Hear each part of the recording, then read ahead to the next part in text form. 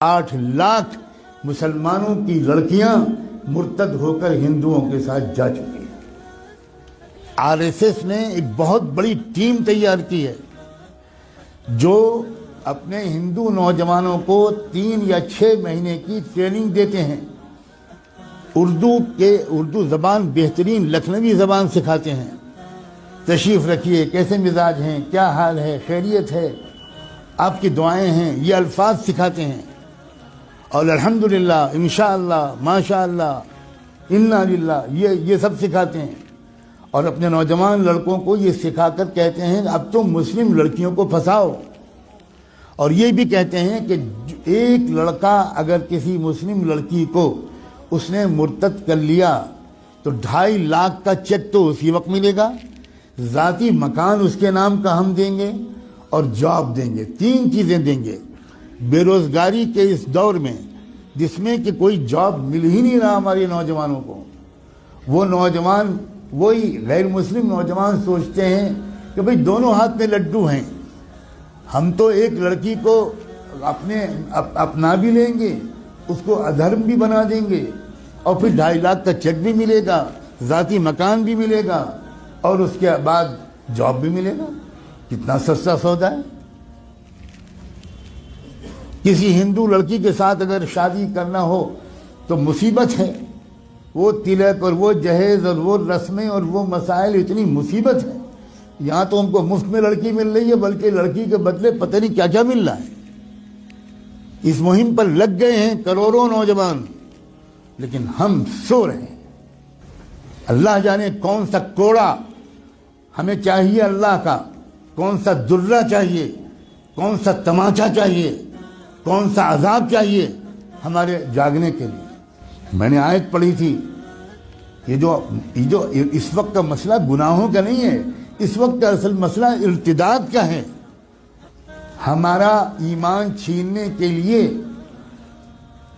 Billions of dollars کے fund allocate کیے گئے ہیں۔ ان پیسوں کا صرف ایک استعمال ہے، مسلمانوں کی جان اور مال لوٹنا۔ یہ بہت چھوٹا کام ہے۔ اب جو کام ہے وہ یہ کہ ایمان چھینو ان سے، ڈراؤ دھمکاؤ بھی، لالچ بھی دو۔ ڈرانا دھمکانا بھی اپنے پچھلے 1 ہفتے میں خوب سن لیا، اور لالچ دینے کی بات اگر نہ سنا ہو اور کانوں میں روئی ٹھوسی ہوئی ہو تو آج تو میں کم سے کم آپ کو بتا رہا ہوں، اب تو جاگ جاؤ۔ اپنے بچوں اور بچیوں کو کہاں پڑھوانا ہے اور کہاں نہیں پڑھوانا ابھی بھی سمجھ میں نہیں آئے گا۔ اکبر الہ آبادی جو الہ آباد ہائی کورٹ کے جج تھے، انہوں نے شعر کہا تھا، وہ کوئی مولانا نہیں تھے، وہ کوئی حاجی صاحب اور حافظ قرآن نہیں تھے، انگریزوں کے زمانے میں ہائی کورٹ کے جج تھے۔ انہوں نے یہ شعر کہا تھا، یوں قتل سے وہ بچوں کے بدنام نہ ہوتا، یوں قتل سے وہ بچوں کے بدنام نہ ہوتا، افسوس کہ فرعون کو کالج کی نہ سوچی۔ خالی وہ کالج بھیج دیتا، بس ختم، وہ تو قتل ہو ہی جاتے ہیں۔ اپنے ادارے قائم کرنا، اپنے اداروں میں اپنے بچوں اور بچیوں کو پڑھوانا اسلامی تہذیب کے ساتھ۔ میں بالکل نہیں کہتا کہ اپنا پڑھوائیں، لیکن میں یہ ضرور کہتا ہوں کہ اس طرح پڑھوانا کہ ان کی عزت بھی لوٹے، ان کا ایمان بھی چھینے، اس طرح پڑھوانے سے بڑھ کر کوئی پاگل پن دنیا میں نہیں ہے۔ اس سے بہتر یہ ہے کہ میری بیٹی بالکل ان پڑھ رہے، جس کو لگتا ہو کہ یہ غلط جملہ ہے بھگتے گا انشاءاللہ۔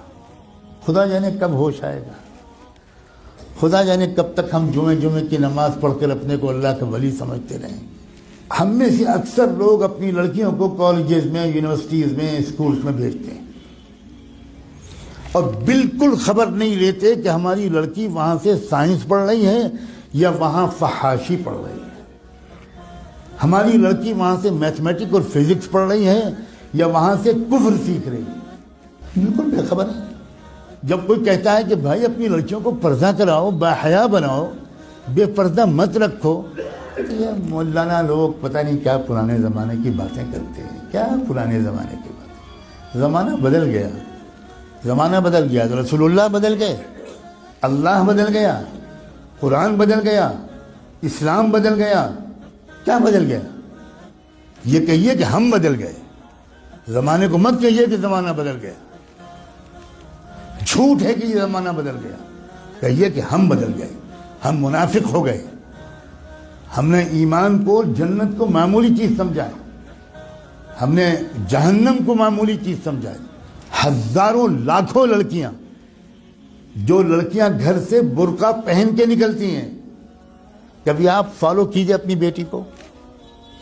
جو لڑکی برقع پہن کے نکلتی ہے، اس کو، باپ کو کہہ رہا ہوں میں، اس کے بھائی سے کہہ رہا ہوں، کبھی دیکھیے کہ کیا وہ برقع گھر سے باہر کتنی دور تک رہتا ہے، اور اس کے بعد وہ برقع لپٹ کر پرس میں جاتا ہے، اور اس کے بعد کیا ہوتا ہے. کتنی بے خبر ہے امت مسلمہ. میں چند دنوں پہلے شاید جب حاضر ہوا تھا یہاں تو یہ بات کہہ چکا تھا. میں پھر دہراتا ہوں، اور ہو سکتا ہے کہ میں نے نہ کہا ہو، کیونکہ میں ہزاروں جگہ یہ باتیں کہہ رہا ہوں. اتراکھنڈ سے میرے پاس میسج آیا کہ خود ایک وہ لڑکی جو خود حافظ قرآن تھی وہ مرتد ہو گئی. کچھ خبر نہیں.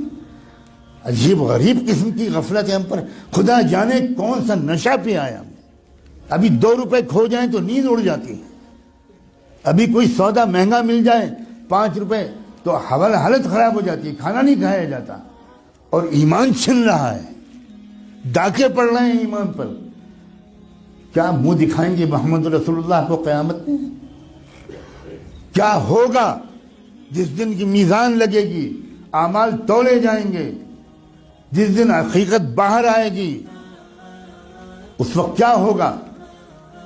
پکڑو اس کو، جکڑ لو اس کو، زنجیروں میں جکڑ کر جہنم میں پھینک دو اس کو. اپنے اوپر ظلم کرنے والوں کو اللہ تعالیٰ کبھی ہدایت نہیں دیتا.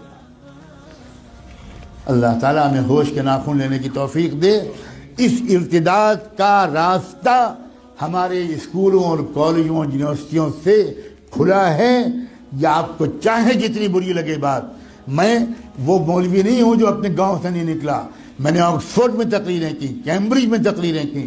میں نے اسٹینفورڈ یونیورسٹی جو امریکہ کا سب سے بڑا یونیورسٹی ہے، اس میں 7 لیکچرز میرے ہوئے.